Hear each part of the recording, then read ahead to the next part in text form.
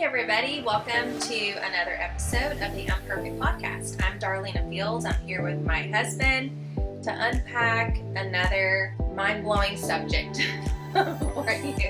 The title of today's podcast is The Supernatural Source of Life. We're going to talk about the supernatural answer for every crisis. Because we are facing a number of global crises, we're facing a number of very big, important decisions that people are having to make right now. What's happened in Afghanistan and the cost in lives, the cost in resources, all the stuff that's going on over there.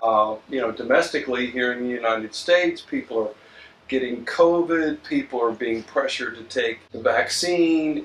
Do I not take it?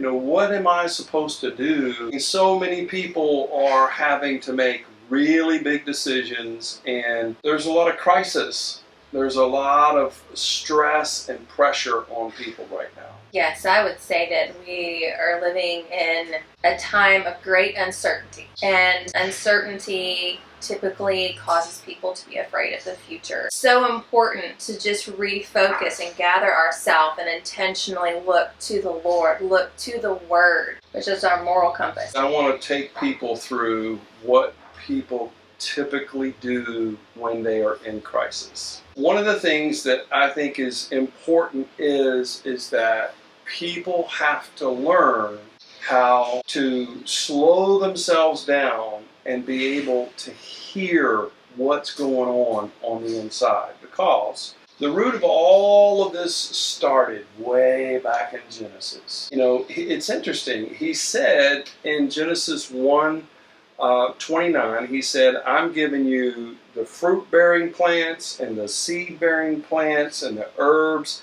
I'm giving you all of this for a source of life. If you look back about history, we're repeating what the people of God have gone through over and over and over. Same play, different actors. And so it's natural that we go back to the beginning. So he gives them the seeds. He puts them in the garden.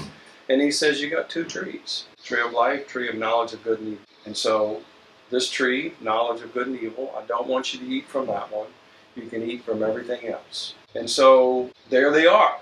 Mm-hmm. And then along comes Genesis 3, verse 1, when the enemy comes in and he says, has God really said?